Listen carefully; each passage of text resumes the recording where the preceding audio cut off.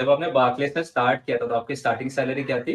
आपने मेंशन किया कि आपने एक बहुत बड़ी बैंक जैसे कि बार्कलेस में काम किया है और अभी आप एक प्रोडक्ट बेस्ड स्टार्टअप में काम कर रहे हो ईथॉस लाइफ में। तो आपको क्या डिफरेंस लगा है दोनों में? आपका एक्सपीरियंस कैसा रहा है दोनों में?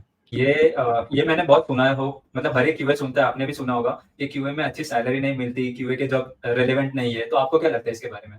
Guys don't worry, salary regarding वगैरह ऐसा कोई टेंशन है नहीं। लाइक मैं चालू किया हूँ मेरा जर्नी वहां से, and frankly speaking I am extremely happy at the salary range I have. Hello दोस्तों, आज हमारे साथ एक क्रिश जो कि एक ऑटोमेशन टेस्टर है। तो आज हम इससे बहुत कुछ जानने की कोशिश करेंगे manual testing related, automation testing के बारे में, इनके एक्सपीरियंस के बारे में। लेकिन सबसे पहले हम लोग इनका इंट्रोडक्शन से स्टार्ट करते हैं। तो over to you Krish. Hey, hi, Siddharth. Thank you so much. तो hi everyone, my name is Krish Modi और मैं सॉफ्टवेयर इंजीनियरिंग के इंडस्ट्री में पिछले 5 साल से हूँ। एंड मैंने अपना जर्नी शुरू किया as a software engineer in Barclays. For जिन लोगों को पता नहीं है, Barclays is a bank which mainly operates in Europe, खास करके लंदन में। ऐसे समझ लो कि वो लंदन का HDFC ICICI बैंक जैसा है। सो मैंने मेरा जर्नी उधर से शुरू किया आफ्टर कॉलेज, एंड वहाँ पे आई स्पेंट 3 साढ़े 3 साल as a software engineer. But बहुत ही फ्लूइड रोल था मेरा उधर। आई मतलब द थिंग वाज कि मैं डेवलपमेंट में भी था, मैं टेस्टिंग में भी था, एंड मैं बहुत सारी ऑटोमेशन कंपोनेंट्स भी डेवलप करता था। तो it was a very fluid role, बहुत मजा आता था। एंड आफ्टर 3.5 years मैंने डिसाइड किया that I need to switch gears, और मैं फिर एक थोड़ा प्रोडक्ट टेक्नोलॉजी स्पेसिफिक कंपनी में फोकस कर रहा था। एंड फिर मैंने ज्वाइन किया ethos life. So ethos life is growing startup, I would say. Startup नहीं रहा, 6 साल से भी ज्यादा की कंपनी है, and it is based out of California. And ethos life का mission statement is to ease up the life insurance industries. जो 3-4 हफ्ते आपको लगते हैं लाइफ इंश्योरेंस प्रोक्योर करने में, वो ethos लाइफ इंश्योर करता है कि आप 15-20 मिनट में एक्टिवेट कर सकते हो। उनका मार्केट करंटली यूएस में है, एंड मैं वहाँ पे पिछले 1.5 साल से as a software engineer in test काम कर रहा हूँ। एंड मेरे primary roles are developing automation suites, conducting manual testing, bug management, test planning, strategy, and बहुत सारी चीज़ें मेरे रोल्स एंड रिस्पॉन्सिबिलिटी के अंदर आती है। ओके। तो जब आपने बार्कलेस में स्टार्ट किया था तो आपकी स्टार्टिंग सैलरी क्या थी? वेल, जब बार्कलेस कैंपस पे आई थी तो बहुत ही जेनरस ऑफर लेके आई थी। I think it was 8 lakhs per annum, that was the CTC। तो for a fresher it was quite a huge opportunity. तो that is how I started my journey in Barclays. So एक अच्छा setup मिला मुझे मेरे first ही job में। तो I am pretty grateful for that. Correct, क्योंकि आजकल मोस्टली अगर फ्रेशर को देखा तो 3.5 या 2 वही रेंज में आजकल कंपनी सैलरी दे रही है। हाँ, मतलब बहुत सारी मास रिक्रूटर कंपनीज तो यही देती है, एंड थोड़े MNCs भी यूजुअली 8 लाख तक नहीं, 6-6.5 लाख तक जाके रुक जाते हैं। तो बार्कलेस उन कंपनीज में से है जो फ्रेशर्स को एक अच्छा अपॉर्चुनिटी देती है, बोथ काम के पॉइंट ऑफ व्यू से भी एंड ऑब्वियसली सैलरी के पॉइंट ऑफ व्यू से भी। Correct, correct. तो आपने मेंशन किया कि आपने एक बहुत बड़ी बैंक जैसे कि बार्कलेस में काम किया है और अभी आप एक प्रोडक्ट बेस्ड स्टार्टअप में काम कर रहे हो ईथॉस लाइफ में। तो आपको क्या डिफरेंस लगा है दोनों में? आपका एक्सपीरियंस कैसा रहा है दोनों में? ओके, तो बार्कलेस इज, मैं ऐसा बोल सकता हूँ कि बार्कलेस इज लाइक एक एंड ऑफ द लाइन पे, ethos इज समवॉट दूसरे एंड ऑफ द लाइन पे। अब हम डिफरेंसेस के बारे में बात करें तो जब मैं बार्कलेस में था तब ऐसा एक टिपिकल कॉर्पोरेट वर्ल्ड का आपको एक एक्सपीरियंस मिलता है जहाँ पे आपकी टीम्स बड़ी होती है। बार्कलेस में 10,000 से भी ज्यादा एम्प्लॉयज है। So you are one of those 10,000 employees. So एक बहुत बड़ा पूल है आपके जैसे ही टैलेंटेड, आपसे ज़्यादा टैलेंटेड लोगों का। हर एरिया ऑफ बिजनेस के लिए आपके पास एक अलग टीम है, बहुत ही डेडिकेटेड एंड बहुत ही यू नो प्रोसेस ओरिएंटेड। तो बार्कलेस में एक चीज जो मैंने नोटिस की है वो है कि there is a lot of red tape, protocols है, प्रोसीजर है। आप सिंपली जाके कुछ भी यू नो यू आप कुछ भी जाके सिंपली चेंज, या लेट्स से अगर आपको कोड प्रोडक्शन में पुश करना है, या आपको स्टेजिंग एनवायरनमेंट में भी अगर थोड़ी सी छेड़खानी करनी है, तो it is not that easy. आपको काफी सारी चीजें रिव्यू करानी पड़ती है, लोगों से अप्रूवल लेके देन ही आपका ये होता है। सो ये एक बहुत बड़ा चीज है जो बार्कलेस फॉलो करता है, एंड उसका एक रीजन भी है। बीइंग अ बैंक, बार्कलेस को बहुत ध्यान से ऑपरेट करना पड़ता है टू एंश्योर कि किसी भी उनके क्लाइंट का डिटेल्स गलती से भी एक्सपोज ना हो जाए, मिसयूज ना हो जाए। इसलिए बार्कलेस के पास बहुत सारा रेड टेप एंड प्रोसीजर्स है उनके ऑपरेटिंग के अलावा।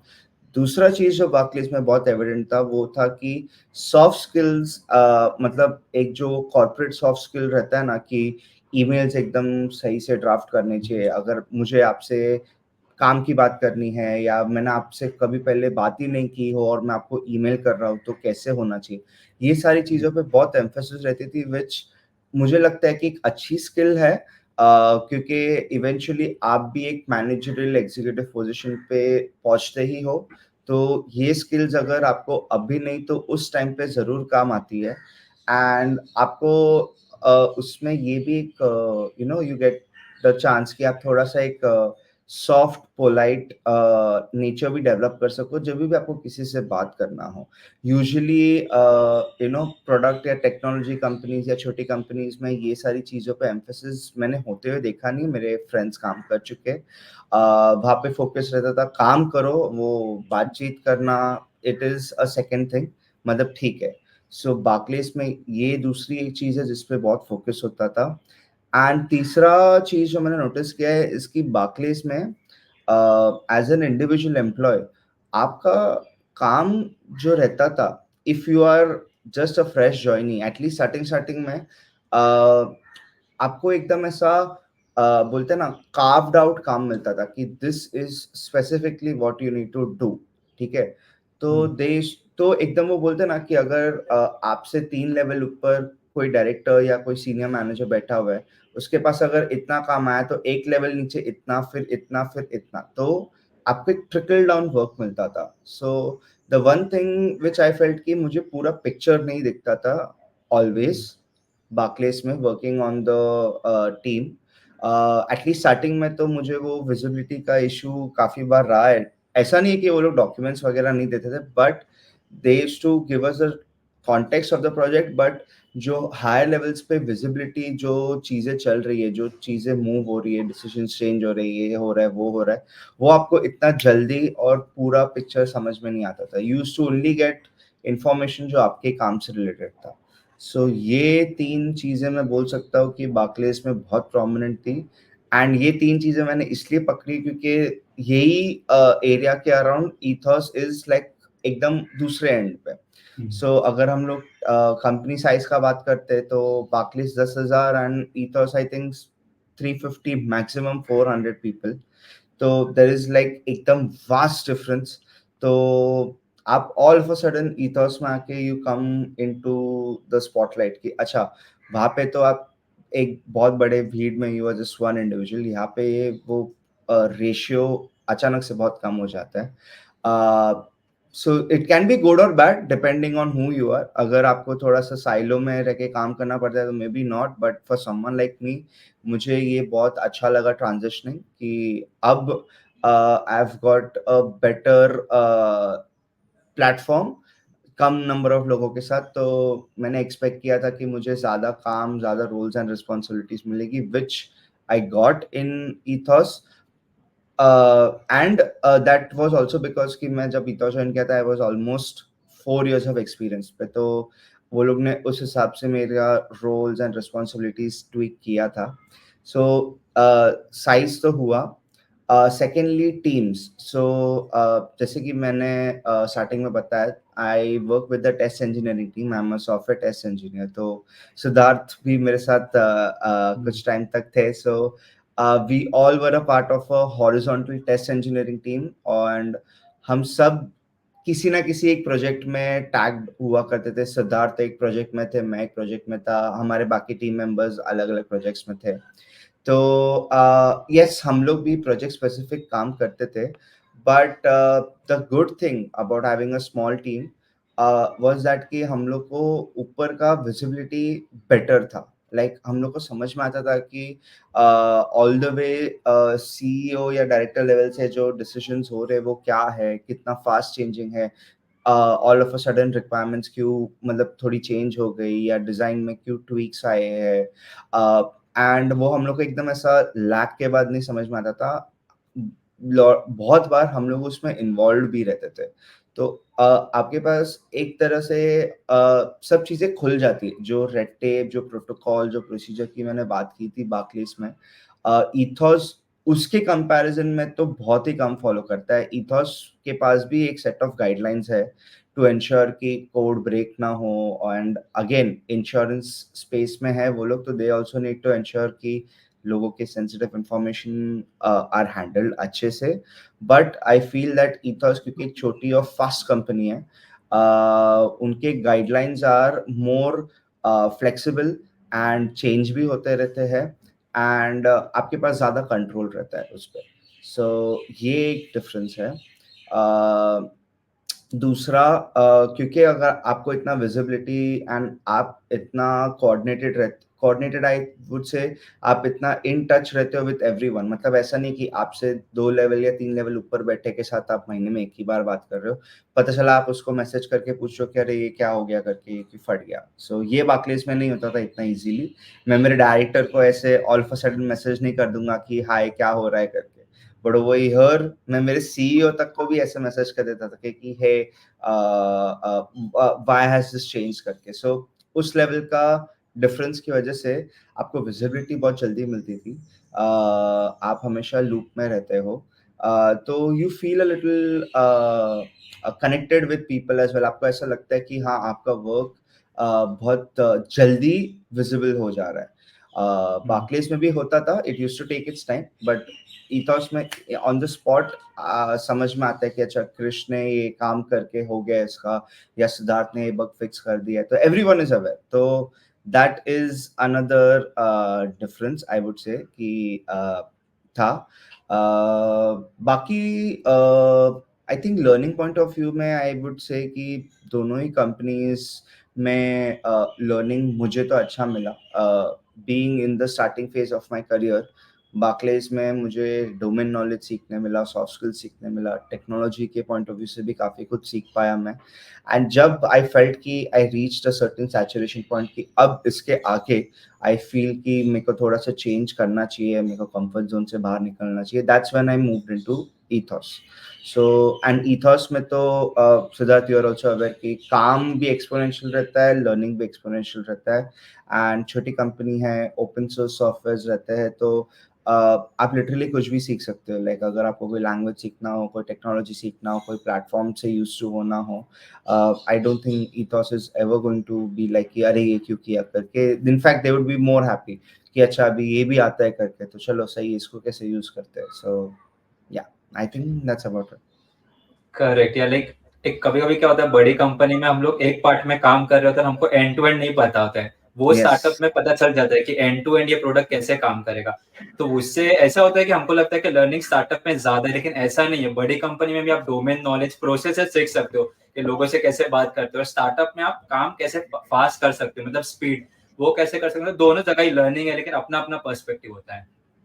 हाँ, सो दैट इज व्हाट अभी कोई इट इज बहुत लेंस रिलेटेड, पर्सपेक्टिव रिलेटेड। अभी बहुत सारे लोगों को मैंने ऐसा बोलते हुए देखा है कि बड़ी कंपनीज में या बैंक्स में आपका लर्निंग ऐसा नहीं रहता है, बट वो आप पे डिपेंड करता है, आप सीख किधर भी सकते हो। मैंने डोमेन नॉलेज बहुत गेन किया।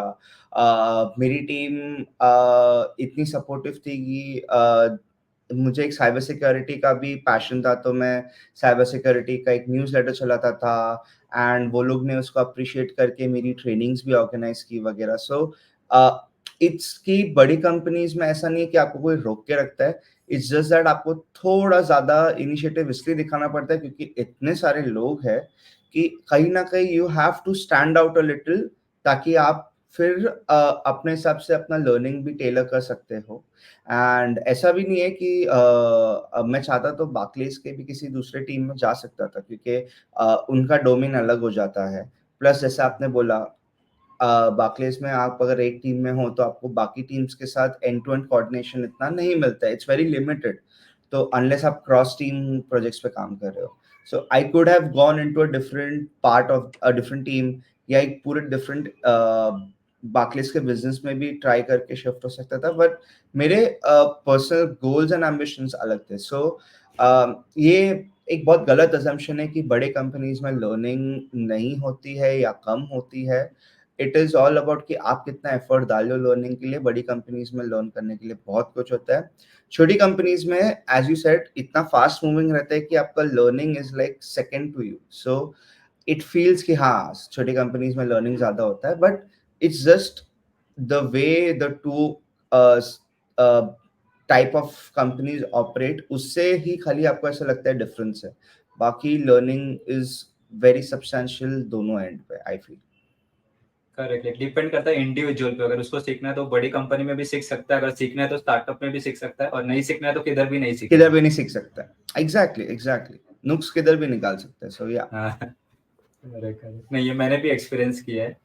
तो अभी क्रिश, तो आपने भी ऐसा मैनुअल टेस्टर स्टार्ट किया था, तो आप अभी ऐसा ऑटोमेशन टेस्टर काम कर रहे हो, तो आपको क्या लगता है मैनुअल टेस्टिंग कितना इंपॉर्टेंट है एक ऑटोमेशन टेस्टर के लिए? हाँ हाँ, गुड क्वेश्चन यार। बहुत सारे लोगों का एक ऐसा, मैं मेरे दोस्त लोग के साथ काम करता हूँ और मैं उनको बोलता हूँ कि आज ये वाला मैनुअल, बोला अरे मैनुअल टेस्ट केस रन कर रहा है। तो मैंने बोला मैं उनको फिर समझाता हूँ कि जब हम क्यूए क्वालिटी एश्योरेंस की बात करते हैं, टेस्टिंग की बात करते हैं, यस, करंटली हम इस स्टेज पे है कि हमारे पास बहुत सारे टूल्स, प्लेटफॉर्म्स, ओपन सोर्स चीजें अवेलेबल है जिससे हम सब कुछ ऑटोमेट कर सकते हैं। हमारे पास रोबोटिक प्रोसेसेस है जो आपके क्लिक्स, आपके कीबोर्ड फंक्शन सब ऑटोमेट कर सकता है लिटरली। आपके पास क्यूए रिलेटेड टूल्स जैसे सेलेनियम, क्यूकम्बर, साइप्रस, ये सारी चीजें हैं जो आपके ऑटोमेशन काम को it can make it a reality. आपको जो चीज ऑटोमेट करनी है वो कर सकती है। आपके पास टूल्स सारी अवेलेबल है, इससे ज्यादा भी रहेगी जो मैंने बोली। बट द थिंग इज कि eight the end of the day कुछ चीजें ऐसी रहती है, कुछ एज केसेस रहते हैं, कुछ बिजनेस सिनेरियोज रहते हैं, या कभी कभी ऐसा भी रहता है कि इस चीज को ऑटोमेट करने में फायदा नहीं है। जो एक कॉन्सेप्ट रहता है रिटर्न ऑन इन्वेस्टमेंट, आरओआई, वो बहुत कम है क्योंकि बहुत कॉम्प्लेक्स पीस रहेगा। तो उसको ऑटोमेट करने से अच्छा आप क्विकली एक बार मैन्युअली रन कर दो, तो आपका टाइम भी बच जाएगा, आपके प्रोजेक्ट का टाइम भी बच जाएगा। तो ऐसे केसेस में आई फील कि मैनुअल टेस्टिंग बिकम्स इम्पोर्टेंट, पहली बात। दूसरा, अगर आप एक नए डोमेन में या आप एक नए प्रोजेक्ट में ब्रेक इन कर रहे हो एज अ टेस्ट इंजीनियर, तो आई वुड से कि स्टार्टिंग के कपल ऑफ मंथ्स अगर आप थोड़ा सा मैनुअल टेस्टिंग करो, तो उसमें फायदा ये है कि आप प्रोडक्ट को बेटर समझेंगे। ऑटोमेशन तो yes, automation after all literally आप जो बोलोगे वो उस चीज को ऑटोमेट कर देगा, मिमिक कर देगा। क्लिक करना है, टाइप करना है, आगे जाना है वेब पेज में, पीछे आना है, एपीआई कॉल करना है, बट वो आपको उतना एक लर्निंग कर्व नहीं देगा। तो अगर आप एक नए प्रोजेक्ट में ब्रेक इन कर रहे हो या फिर आपके पास कुछ एकदम अलग सा आया है, तो स्टार्टिंग में you can think of doing a little manual testing, but yes, as a QA engineer and आजकल जैसा है, आपको इवेंचुअली एक ऑटोमेशन स्क्रिप्ट या ऑटोमेशन स्वीट डेवलप करना बिकम्स इम्पोर्टेंट, क्योंकि ऑटोमेशन का सबसे बड़ा एडवांटेज होता है बार बार उसको अगर रन करना है तो आपका टाइम बचता है। पर अगर आपको एक बार ही करना है, let's say it's a one of, या फिर इट इज समथिंग जो आप 3 महीने में एक बार करते हो, 6 महीने में एक बार करते हो, तो आपको फिर एक जजमेंट कॉल आना चाहिए। नन दिस इज वेयर एक टेस्ट इंजीनियर का बोलते हैं ना कि एक्चुअल जजमेंट काम में आता है, क्योंकि ऑटोमेशन किसी भी चीज का हम एक पॉइंट तक कर ही सकते हैं, मतलब 80-90% तो we can get it done, but as a test engineer you have to ask the question, ये चीज ऑटोमेट करना वर्थ इट है कि नहीं, करना वर्थ इट है तो ही मैं इसको करूंगा। अगर बहुत कॉम्प्लिकेटेड है, बहुत टाइम कंज्यूमिंग है, इसको ज्यादा हम रन करते ही नहीं है, तो why then why are you wasting your time in automation, that piece उसको मैन्युअली टेस्ट करो, आगे बढ़ो, बाकी चीजें जो ज्यादा इंपॉर्टेंट है उसको ऑटोमेट करो। तो this is the judgement call which is very important for a QA engineer, test engineer, automation tester, whatever you may call it। तो मुझे ऐसा लगता है कि मैनुअल टेस्टिंग का भी एक अपना इम्पोर्टेंस रहता है, and automation, yes, everything is currently going towards automation now. तो चाहे आप सॉफ्टवेयर इंजीनियर हो या सॉफ्टवेयर टेस्ट इंजीनियर या कोई भी हो, कुछ ना कुछ तरीके से you have to bring automation into your daily work. So या ये मेरा पर्सपेक्टिव है, लाइक इन ऑलमोस्ट 6 सालों में this is what I feel. Manual testing and automation testing का अपना अपना एक बकेट रहता है, आई थिंक दोनों ही लेके चलना चाहिए। करेक्ट, लाइक हम लोग जब भी ऑटोमेशन स्टार्ट करते तो हम लोग को पहले मैनुअली देखना ही पड़ेगा कि फ्लो क्या है, तभी हम लोग समझेंगे प्रोडक्ट। ऐसा नहीं है कि आप बिना मैनुअल टेस्टिंग के डायरेक्ट ऑटोमेशन कर दोगे, तो वो भी इम्पोर्टेंट है। और दूसरा, जैसे आपने बोला रिटर्न ऑन इन्वेस्टमेंट, सब चीज ऑटोमेट मत कर दो, बाद में आपको ही डिफिकल्टी हो जाएगी उसको मेंटेन करने में, अगर वो यूजफुल नहीं है तो।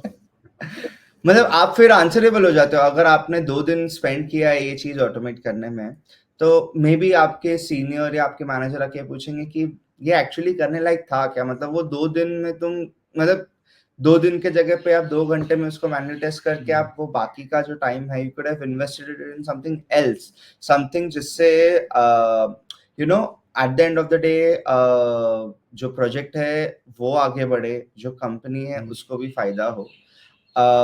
लर्निंग एक अलग एस्पेक्ट रहता है, but as you also know, एक एम्प्लॉय को लर्निंग एंड कंपनी के प्रोजेक्ट्स को भी टाइमली डिलीवर करना, you have to balance it both. मतलब हाँ, आप लर्निंग के पॉइंट ऑफ व्यू से कॉम्प्लेक्स चीजें उठा के ऑटोमेशन करने का ट्राई कर सकते हो, बट आपको इंश्योर करना पड़ता है कि वो जो टाइम आप देते हो उसको, that is balanced against it. So ये सारी चीजें बहुत इंपॉर्टेंट हो जाती है, specially when you are growing into a role. मतलब आप स्टार्टिंग में एक बार के लिए आपको बोल देंगे कि चलो ठीक है, मतलब ये अगली बार से this is how you do, but after 5-6 years आपसे एक एक्सपेक्टेशन रहती है कि दिस यू ऑलरेडी नो, कि दिस आप ये चीज आपको बार बार बताने की जरूरत नहीं है। तो या दैट हाँ, मतलब बिकम्स ट्रिकी। आप ऐसा नहीं बोल सकते कि मैं एक हफ्ते सिर्फ सीख रहा था और मैंने कंपनी के लिए कुछ काम ही नहीं किया।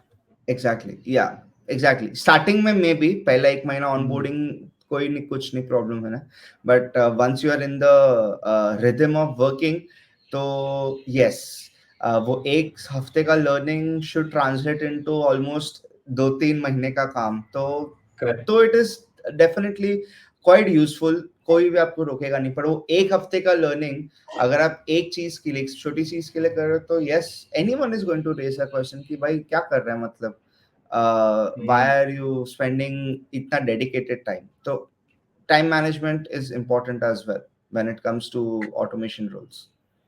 Correct, correct. तो क्रिश, आपने भी ऐसा मैनुअल टेस्टिंग स्टार्ट किया बराबर, तो आप कैसे मैनुअल टेस्टिंग से ऑटोमेशन टेस्टिंग मूव हुए?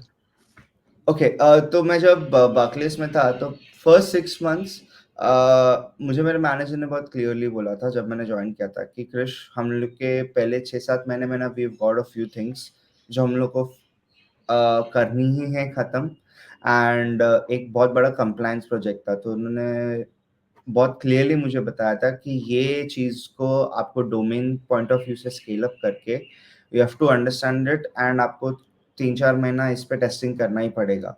And he very honestly told me कि यू नो इस ये मैनुअल टेस्टिंग रहेगा, ठीक है, but I give you my assurance कि my reason of hiring you was कि आप ऑटोमेशन का कैपेबिलिटी हमारी टीम में बिल्ड करिए, बिकॉज तब तक ऑटोमेशन का कैपेबिलिटी था ही नहीं।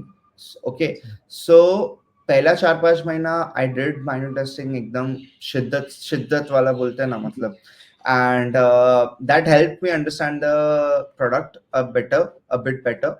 एंड फिर आफ्टर 6-7 months मेरे मैनेजर ने खुद ने बोला कि I think now it's time कि आप अपना डेली जो कोटा रहता है 8 घंटा 10 घंटा वॉटेवर, आप उसको स्प्लिट करना शुरू कीजिए। स्टार्ट अंडरस्टैंडिंग फ्रॉम पीपल कि मुझे ऑटोमेशन का जर्नी शुरू करना है, तो how should I begin with it.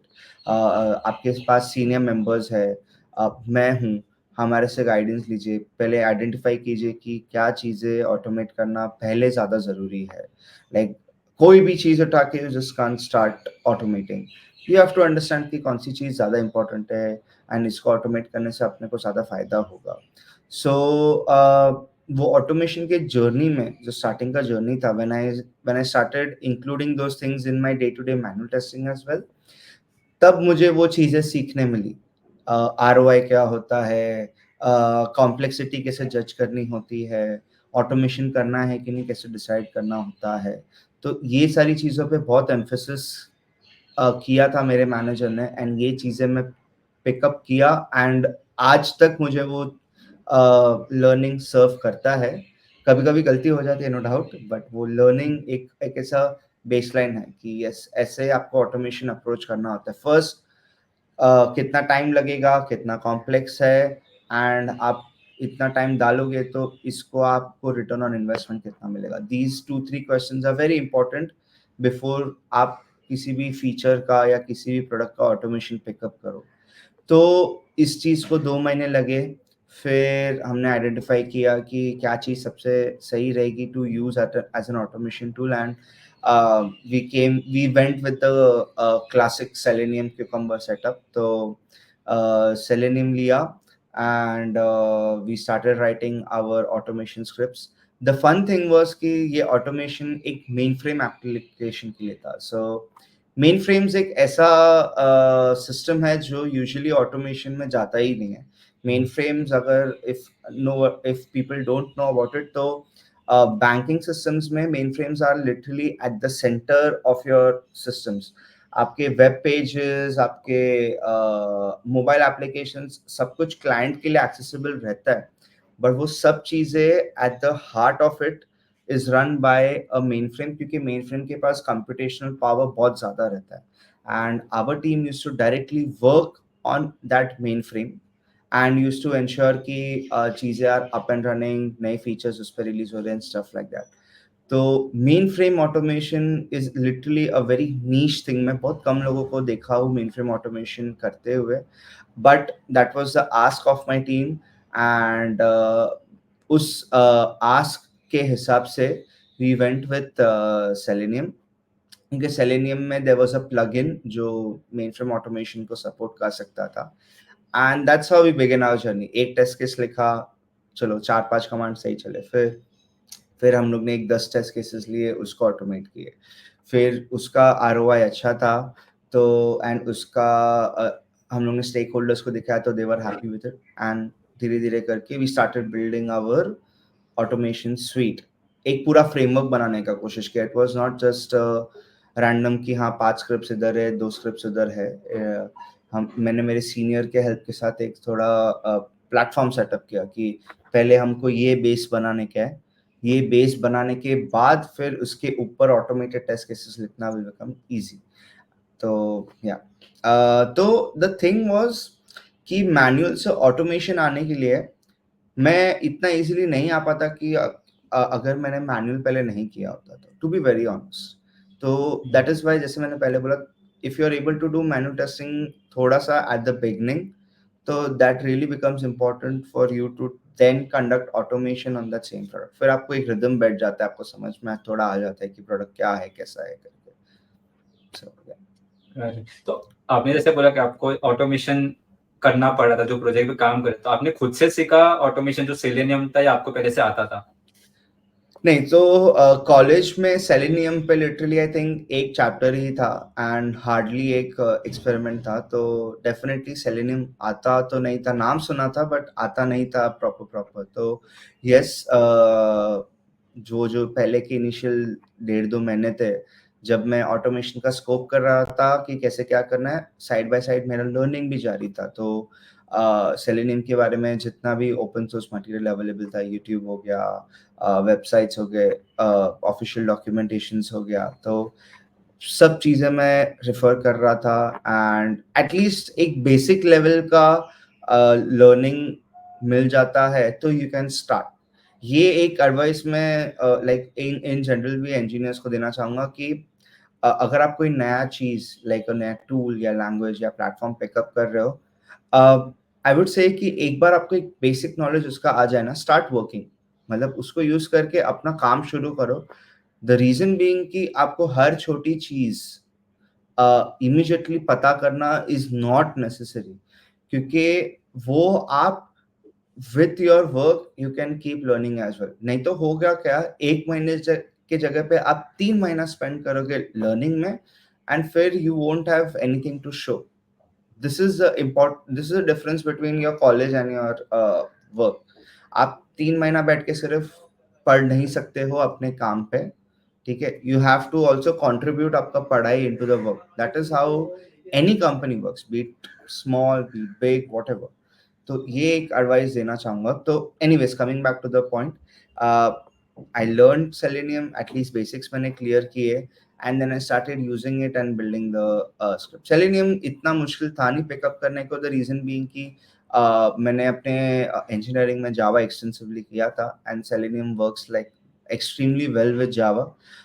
Most of its examples and available code bases were Java oriented. तो इतना मुश्किल हुआ नहीं for me to pick it up, learn and फिर then start using it. So correct. एक reason है कि बहुत लोग मैनुअल टेस्टिंग में होते हैं तो वो लोग बोलते हैं हमको कंपनी ऑटोमेशन के प्रोजेक्ट दे नहीं रही है, लेकिन अगर आप जो मैनुअल टेस्टिंग कर रहे हो अगर आप ही कुछ टूल लेके और अगर उसको ऑटोमेट करके शो करोगे तो कंपनी आपको ऑटोमेशन दे ही देगी वो प्रोजेक्ट के लिए। हाँ, मतलब मैं ऐसा बहुत किया था बार्कलेज में। मैं मेन फ्रेम के साथ साथ हमारे बाकी भी छोटे मोटे एप्लीकेशंस थे and there was a tool called as AutoIt. AutoIt was a tool जो विंडोज एप्लीकेशंस को ऑटोमेट करने के लिए यूज होता है। तो मैंने मेरे मैनेजर से अप्रूवल लिया, उसका वो सॉफ्टवेयर को इंक्लूड करवाया मेरे टीम के इसमें एंड देन उस पर थोड़ा पीओसी किया वगैरह। एंड छोटी चीज एक आध छोटी, I wouldn't say automation test case या स्वीट था, बट एक यूटिलिटी जैसा ही डेवलप बट किया। सो द थिंग इज कि ये चीज मेरे टारगेट में भी दिया नहीं था मैनेजर ने, बट एक क्यूरियोसिटी के पॉइंट ऑफ व्यू से आई वाज लाइक कि नहीं, मुझे ये मुझे देखना है कि क्या है, it's a new tool. Auto IT तो क्या ही, मैंने कभी भी नहीं सुना है करके, व्हाट इज दिस, क्या एक्चुअली अपने को काम में आएगा क्या। सो that is how I think आप अपने जर्नी को टेलर कर सकते हो। थोड़ा आपको प्रोएक्टिव बनना पड़ेगा। If you're a manual tester, अगर आप सेलेनियम सीख के आपने अगर देखा कि अच्छा मैं ये मैनुअल टेस्ट कर रहा हूँ या कर रही हूँ, अब मेरे को सेलेनियम थोड़ा आता है, मैं इसको ऑटोमेट करके दिखाती हूँ या दिखाता हूँ and I then push it forward.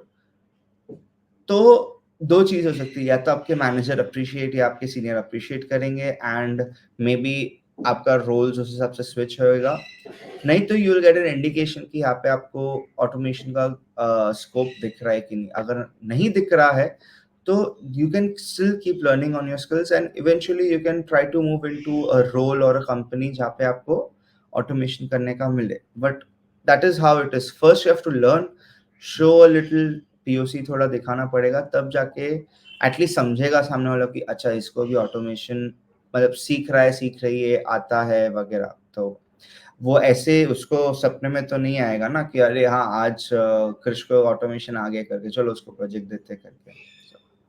Usually वैसा करेक्ट। होता नहीं है या थोड़ा प्रोएक्टिव होना पड़ेगा तभी मिलेगा, सिर्फ बैठ नहीं सकते। हाँ, एंड वो आपके रिदम पे, अगर आप एक कंपनी में आप literally if you just there for like your 9 to 5, आपको ज्यादा प्रोएक्टिव नहीं बनना है, आपको ज्यादा एनवेलप पुश नहीं करना है, that's fine. That is one way to go about it. People are relaxed and chill about it as well. But if you want to grow and if you want to grow faster, तो yes, आपको proactive बनना ही पड़ेगा। You have to correct. start putting out from your end. फिर वो सामने वाला भी देख के मे बी अप्रिशिएट करे, पिकअप करे, नहीं तो आपको तो फायदा होगा, होना ही होना है। करेक्ट। करेक्ट। तो ये मैंने बहुत सुना हो, मतलब हर एक क्यूए सुनता है, आपने भी सुना होगा कि क्यूए में अच्छी सैलरी नहीं मिलती, क्यूए के जॉब रेलेवेंट नहीं है, तो आपको क्या लगता है इसके बारे में? हाँ, मैं एक छोटा-सा स्टोरी देता हूँ। तो जब मैं बार्कलेज जॉइन किया था ना, तो मेरे साथ एक मेरा क्लासमेट भी था एंड हम लोग सेम प्रोजेक्ट में जॉइन किए थे बार्कलेज के अंदर, सेम टीम में। अब वो टीम के भी 2 सिस्टर ब्रांचेस थे। एक ब्रांच पे मैं था, एक ब्रांच पे वो था। अब हम दोनों को भी इनिशियली डाला था टेस्टिंग प्रोफाइल्स में। उसने क्योंकि बार्कलेज एक बैंक है, ये एक पर्सपेक्टिव है कि बार्कलेज एक बैंक है, तो वो प्रोडक्ट्स इन हाउस इतने डेवलप नहीं करता है जितने वो प्रोडक्ट्स आउट वाइट लेबल करके अपने सिस्टम्स में इंक्लूड करता है। तो उनको डेवलपर्स तो चाहिए ही रहते हैं, नो डाउट, यूटिलिटीज और ये सब डेवलप करने के लिए। बट जो जो मेजर प्रोडक्ट्स पे काम करते हैं वो ज्यादातर करके टेस्टर्स रहते हैं, ऑटोमेशन टेस्टर्स, मैनुअल टेस्टर्स, क्योंकि दे वांट टू एंश्योर कि उनका जो प्रोडक्ट वो लोग ने लिया है that is functioning properly and everything. अब विद दिस इन माइंड उन्होंने हम दोनों को टेस्टिंग रोल्स में डाला था। Okay, and I was like कि let me give this a shot. ठीक है, स्टार्टिंग में मुझे भी थोड़ा ऐसा लगा कि अरे ये क्या है, मतलब टेस्टिंग, मतलब वो अपना क्या स्क्रीन पे बैठ के बस टक टक टक करो, वो टेक्स्ट बॉक्स काम कर रहा है कि नहीं, एंटर बटन काम कर रहा है कि नहीं। This is what the perception was, क्योंकि कॉलेज में भी आपको इतना विजिबिलिटी दिखता नहीं कि टेस्ट इंजीनियरिंग, क्यूए और इंजीनियरिंग में होता क्या एग्जैक्टली। ये मेरा भी परसेप्शन था and I also used to struggle with it, and मैं काफी टाइम तक किया भी, no doubt. But in the meanwhile I also ensured कि मैं जितना हो सके इस रोल से सीख सकूं। बट मेरा वो जो फ्रेंड था उसने लड़ाई लड़ाई मतलब ऐसे प्रॉपर कंसर्न्स रेज करके, लोगों से बात करके, थोड़ा इनिशियली ही इतना स्ट्रगल मार के उसने अपने आप को डेवलपर रोल में शिफ्ट कर ही दिया। And by the time the two of us left, we were at the same pay scale. We had grown at the same velocity and we had grown very fast. तो मेरा यही रहेगा, मतलब इस चीज पे आई वुड जस्ट से कि कोई भी प्रोडक्ट विदाउट टेस्टिंग या विदाउट क्यूए किए रिलीज नहीं हो सकता है। ठीक है, डेवलपर को भी अपना प्रोडक्ट टेस्ट करना होता है, वो अपने इन हाउस करे या कैसा भी करे। टेस्टिंग इज लाइक क्या कैसे बोलूं मैं आपको, ever present concept in software engineering. आप कोड डेवलप कर सकते हो, बट आप बहुत कॉम्प्लिकेटेड कोड भी डेवलप कर सकते हो, पर आप अपने क्लाइंट्स या कस्टमर्स को वो कोड देने से पहले आपको इंश्योर करना पड़ता है कि वो टाइप के एनवायरनमेंट में आपका कोड सही से चल रहा है कि नहीं। एक डेवलपर के लोकल लैपटॉप पे तो कोड चल ही जाएगा, वो कैसे भी करके चला देगा। 2 चीज इधर से ले ली, 2 चीज ऐसा हैकिली जोड़ के उसको चला ही देगा। बट कस्टमर्स एंड क्लाइंट्स ऐसा नहीं कर सकते ना, उनको तो प्रोडक्ट एकदम वो बोलते हैं ना, प्रॉपर पॉलिश फुल्ली फंक्शनिंग चाहिए। Who is going to ensure कि वो सही से चल रहा है कि नहीं? That is where your testing comes into play. अब कुछ कंपनीज अपने डेवलपर्स को ही बोलते हैं कि आप टेस्टिंग रोल्स भी ले लो, मतलब या आप टेस्टिंग चीजें भी कर लो। कुछ कंपनीज इंश्योर करती है कि हमारे पास डेडिकेटेड टेस्ट इंजीनियरिंग टीम्स है, क्योंकि टेस्ट इंजीनियरिंग टीम्स का एक अलग ही फंडामेंटल, एक अलग ही पर्सपेक्टिव रहता है। हमारा काम है टू एंश्योर कि हम एप्लीकेशन को ब्रेक करके रहे, कैसे भी करके बग्स निकालो, ब्रेक करो, व्हाटएवर इट इज। और उसमें फायदा यही है कि we go to such extremes कि हम ऐसे ऐसे सिनेरियो सोच के आ जाते हैं जो फिर प्रोडक्ट मैनेजर्स, डेवलपर्स भी फिर पढ़ अरे यार ये तो अपन ने सोचा ही। That is how powerful the test engineering team actually is. And literally कुछ केसेस में आपको भी पता है सिद्धार्थ, एक टेस्ट इंजीनियरिंग टीम रिलीज तक रोक सकता है अगर वो अपने एंड से नहीं बोले कि थिंग्स आर वर्किंग प्रॉपरली। अगर टेस्ट इंजीनियरिंग टीम है, कोई भी प्रोजेक्ट मैनेजर या product manager test engineering team के फाइनल वर्ड को ओवरराइड करके आगे नहीं जाएगा unless and until there is a very valid reason for it. तो अब आपके पास इतना पावर है, अब आपके पास इतना एक्यूमेन है, plus test engineering teams automation develop करती ही रहती है, तो आपके पास सॉफ्टवेयर डेवलपमेंट के भी स्किल्स आते हैं। सॉफ्टवेयर डेवलपमेंट आप डेवलपर बन के करो या ऑटोमेशन इंजीनियर बन के करो, सॉफ्टवेयर तो आप डेवलप ही कर रहे हो ना। जो डिजाइन प्रिंसिपल्स है वो आपके ऑटोमेशन स्वीट्स में भी यूज होते हैं, लैंग्वेजेस या टूल्स आप भी लर्न करते हो। वो जावास्क्रिप्ट में डेवलप करते हैं, हम जावास्क्रिप्ट टूल्स में अपने ऑटोमेशन स्क्रिप्ट डेवलप करते हैं। तो आपके पास you've got everything which a traditional developer is doing. आप प्लानिंग भी करते हो, आप डॉक्यूमेंटेशन भी करते हो, स्टेक होल्डर्स के साथ बैठते भी हो। It's literally developer and tester are like two coins of a product release, दोनों ही आपको चाहिए रहते हैं। तो ऐसा मेरा मानना है कि there should be no stigma when it comes to test engineering roles, QA roles, कि भाई टेस्टिंग तो भाई ऐसे ही मतलब नहीं करना है करके वगैरह। आई फील कि यंग ऑडियंसेस जो है, जो मतलब मैं भी यंग हूँ यार, ऐसा नहीं है, बट जो बैचलर्स जस्ट ग्रेजुएट हो रहे हैं करके, it is important for them to understand कि QA, टेस्टिंग, ऑटोमेशन, these things are extremely important when it comes to you know software engineering या सॉफ्टवेयर डेवलपमेंट का पूरा लाइफ साइकिल। सो ये चीज़ें हमेशा इन आस्क रहती है, इन डिमांड रहती है। तो guys don't worry, salary regarding वगैरह ऐसा कोई टेंशन है नहीं। गाइस मैं चालू किया हूँ मेरा जर्नी वहाँ से, and frankly speaking I am extremely happy at the salary range I have. हाँ obviously मुझे और ऊपर जाना है, no doubt, and you can go. तो ऐसा कोई सिग्मा बनाने की जरूरत नहीं है। यू डेफिनेटली विल फ्लरिश अच्छे से even if you go into test engineer.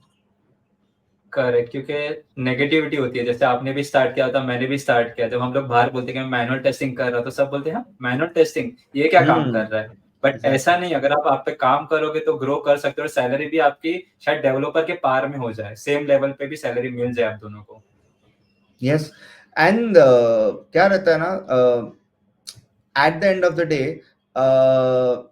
आप कौन से इंडस्ट्री में भी काम कर रहे हो उसमें भी फर्क गिरता है। अगर आप बैंक्स में, if you are more interested in banks, MNCs, financial institutions, उन लोग को सॉफ्टवेयर इंजीनियर डेवलपर्स से ज्यादा तो टेस्टर्स की जरूरत रहती है, क्योंकि एज आई सेड वो लोग प्रोडक्ट्स वाइट लेबल करके अपने सिस्टम्स में लेते हैं। वो लोग को हार्डकोर डेवलपर्स इतने नहीं चाहिए होते, वो लोग को डेवलपर्स चाहिए होते छोटे छोटे यूटिलिटीज डेवलप करने के लिए।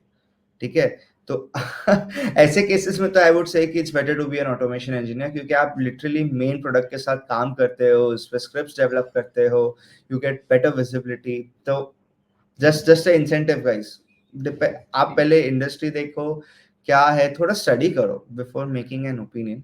मैंने गलती की थी, and after 5.5 years I am really enjoying as a QA engineer.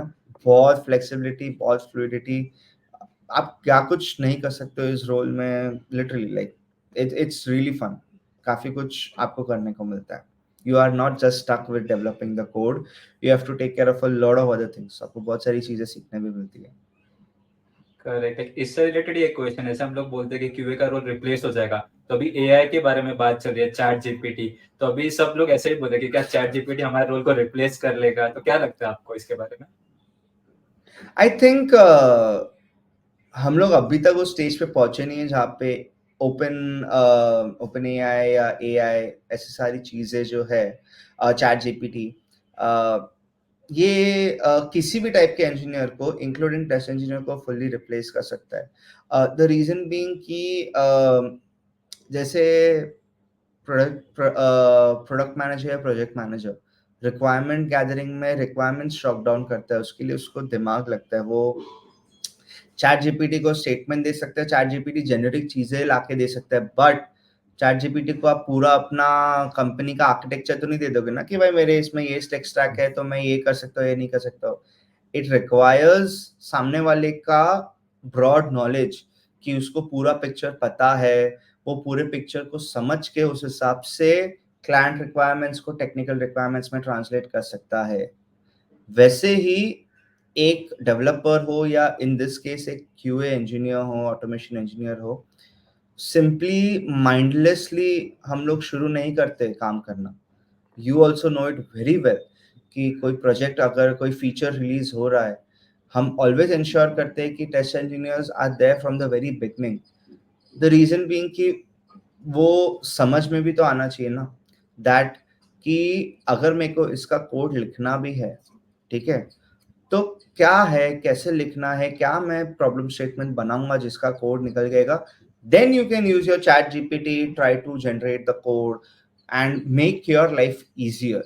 I think currently हम लोग इस स्टेज पे है, करंटली हम इस स्टेज पे कि चैट जीपीटी हमारा काम बहुत आसान कर देगा। लाइक हम उसको चीजें फीड इन करेंगे और वो हम लोग को रिजल्ट शोन आउट करके देगा, but it can't think strategically इतना जितना एक टेस्ट इंजीनियर सोच सकता है। टेस्ट प्लानिंग हो गया, टेस्ट केस डॉक्यूमेंटेशन हो गए, बहुत सारी ऐसी चीजें हैं, बग्स मैनेजमेंट हो गया, raising the bugs, ensuring retest, बहुत सारी चीजें हैं जो एक टेस्ट इंजीनियरिंग के रोल के अंडर आता है। सब चीज तो चैट जीपीटी नहीं कर सकता ना, एटलीस्ट अभी तक तो नहीं कर सकता है। मे बी 10 साल के बाद जब हम लोग ऐसा एक और कॉल करेंगे तब we can have a different answer probably, but guys 10-15 साल तक सबके जॉब सेफ है। I would just recommend this to manual testers out there कि हो सके तो start picking up automation skills, ठीक है, क्योंकि every company wants to ensure कि भाई उनका जो प्रोसेसेस है वो एफिशिएंट हो, टाइम सेविंग हो, मैन पावर सेविंग हो।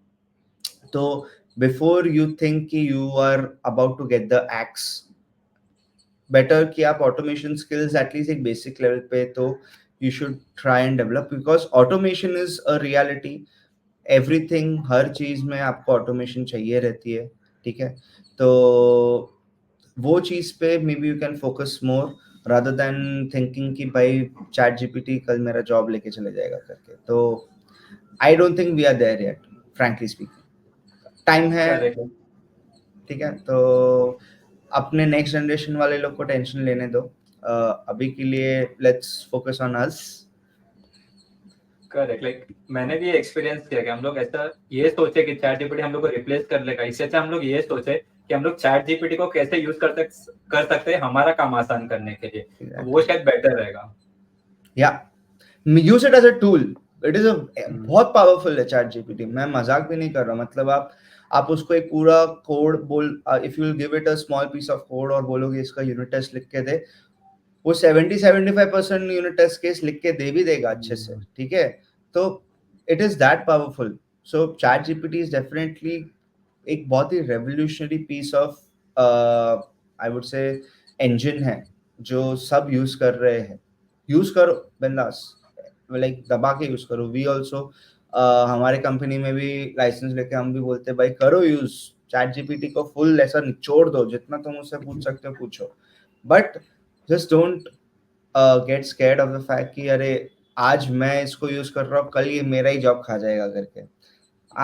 मुझे तो नहीं लगता है हम उधर तक पहुंचे अभी तक। कोई भी सॉफ्टवेयर इंजीनियरिंग रोल को अगर आप देख लो, we have yet not reach that, क्योंकि कोड डेवलप करने से पहले जो क्वेश्चन आप रेज करते हो कि मुझे क्या डेवलप करना है, वहां तक पहुंचने के लिए यू नीड दिस।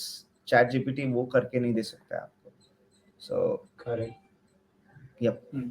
और एक एडवाइस रहेगी कि आप चैट जीपीटी को कुछ भी देते हो तो वो जैसा दे रहा है डायरेक्ट मत ले लो, उसको पढ़ो और समझो कि वो बराबर है क्या नहीं। हाँ यार, ऐसा डायरेक्टली उठा के अपने स्टेक होल्डर्स को दिखा मत देना, वो फिर हो जाएगा कल्याण तुम लोग का। थोड़ा सा लो, देखो चल रहा है कि नहीं, क्या लिखा है चैट जीपीटी ने। यार after all it is artificial intelligence, it is really good, but आपको थोड़ा सा बोलते ना तफ्तीश करनी पड़ती है कि भाई वो सही चीज दे रहा है मेरे को, मेरे काम की चीज दे रहा है कि नहीं। सही चीज दे रहेगा, मेरे काम की चीज नहीं दे रहा है, तो मैं क्या करूँ उसका। So yeah, use ChatGPT, use it extensively, use it daily, कोई टेंशन नहीं है। तो यूज करो, ठंडा लो, मजे करो, shouldn't be a problem। Correct सीधा कोड उठा के मत डालो अपने कोड बेस में, नहीं हाँ तो हाँ, प्रोडक्शन में इश्यू आ जाएगा। ऑब्वियसली आएगा भाई। फिर तुम नहीं बोल सकते कि ये तो ChatGPT का गलती है, ये गलती तुम्हारा है बॉस। क्योंकि तुमने पढ़ा नहीं क्या कोड दिया है उसने। Exactly exactly exactly exactly. तो क्रिश आपका इतना अच्छा एक्सपीरियंस, तो आप क्या फाइनल एडवाइस देना चाहोगे जो क्वालिटी एश्योरेंस में आना चाहता है या फिर ऑलरेडी है लेकिन सोच रहा है कि क्वालिटी एश्योरेंस अच्छा रोल नहीं है? यार जो सोच रहे कि क्वालिटी एश्योरेंस अच्छा रोल नहीं है, if you all genuinely feel कि तुम लोग को क्वालिटी एश्योरेंस से निकलना है, nobody can stop you. मैं भी आपको एडवाइस ऐसा करूंगा नहीं. हो सकता है कि maybe you want to try something, हो सकता है कि यू स्टिल फील कि आपको डेवलपर साइड पे जाके आपको वहां पे काम करना हो. मैंने किया है बार्कलेज में. For 1 year I was working as a hardcore software developer. मस्त था, मजेदार था. आई वुडंट से कि बहुत ही एक्स 90 डिग्री या 180 डिग्री चेंज था. ठीक है, काफी सही था. You get to learn developer side of things as well. But अगर आपको जेन्युइनली क्वालिटी एश्योरेंस छोड़ना है फॉर वैलिड रीजंस, ठीक है, कुछ नया ट्राई करना है, ये सीखना है, वो एक्सप्लोर करना है, go ahead. That is the best part about being a computer engineer और अ सॉफ्टवेयर इंजीनियर. आप लिटरली किसी भी फैसेट में जाके घुस सकते हैं. But just because you have got a stigma, पैसे कम है, यू नो, सॉफ्टवेयर इंजीनियरिंग की कम्युनिटी पे टेस्ट इंजीनियर्स को भाव नहीं देते हैं, या फिर आगे चल के मेरे को जॉब चेंज में तकलीफ होगी, I would say that is definitely not the case. तो वो मिसकंसेप्शंस के बेसिस पे if you want to leave quality assurance, then I think आप अच्छी चीज पे मिस आउट कर रहे हो. ठीक है, something which will be very useful to you.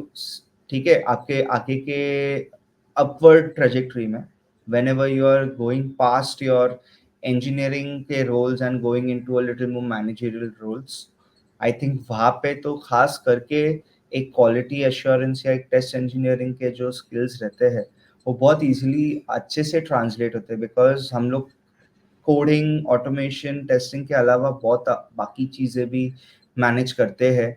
बहुत सारी चीज़ें हम लोग को इंश्योर करनी पड़ती है. एक डेवलपर साइलो में काम कर सकता है, एक टेस्ट इंजीनियर साइलो में काम नहीं कर सकता है. डेवलपर को आपने बोल दिया कि ये 4 जीरा टास्क है, वो उसका कोड डेवलप करके आपको दे देगा. बट एक टेस्ट इंजीनियर इस तरह से साइलो में काम नहीं कर सकता है. A test engineer always has to be visible. उसको सबके साथ कोऑर्डिनेशन में रहना होता है. प्रोजेक्ट मैनेजर्स बोलो, डेवलपर्स बोलो, बाकी आर्किटेक्ट्स हो गए, क्रॉस टीम हो गया, व्हाटएवर. तो ये चीजें आपको लगती है कि these are very small things, but इससे जो बाकी के स्किल्स डेवलप होते हैं आपके, दोज आर इनटैंजिबल. आप उस पर एक ऐसा कोई क्वांटिटी या उसका कोई स्कोर नहीं क्रिएट कर सकते हो. बट ये चीजें एक्चुअली देन हेल्प्स यू आगे चल के, कि आप एक मैनेजर बनना चाहते हो, एक प्रोजेक्ट मैनेजर बनना चाहते हो, या फिर आपको एक प्रोजेक्ट को पूरा संभालना है. If you've been working in a silo up till that point, how will you know to drive the project? How will you know to coordinate with people? How will you know कि काम कैसे निकलवाने का है? And coding के अलावा बाकी चीजें का अगर आपको नॉलेज या एक्सपोजर ही नहीं है, डॉक्यूमेंटेशन हो गया, यू नो, टिकट मैनेजमेंट हो गई, stuff like that. So if you, अगर आपने ये लोअर लेवल्स पे किया ही ना हो, तो आप ये हायर लेवल्स पे जाके ऑल ऑफ अ सडन कैसे करोगे? Then you will fail as a manager or a project manager or similar roles. So I would say कि अगर आपको टेस्ट इंजीनियरिंग बाय चांस मिल जाता है, आप फ्रेश ही हो, ग्रेजुएट जस्ट हुए हो, मे बी आपके XYZ रीजंस हो, डिपेंडेंसीज हो, आई वुड से कि टेस्ट इंजीनियरिंग को एम्ब्रेस कीजिए. Give it a fair shot. If it is not your cup of tea, आप जाके चेंज कीजिए. But don't discard test engineering as just कि नहीं ये सब नहीं करना है करके. ये सब क्या होता है, मतलब ये सब, ये टेस्टिंग वेस्टिंग कौन करते बैठेगा? ऐसा नहीं है. आप लिंक्डइन पे जाइए, type test engineering, QA engineering, automation, you will find tons of jobs. Tons and tons and tons and tons of jobs. मतलब कोई कमी ही नहीं है जिसकी you will find such roles.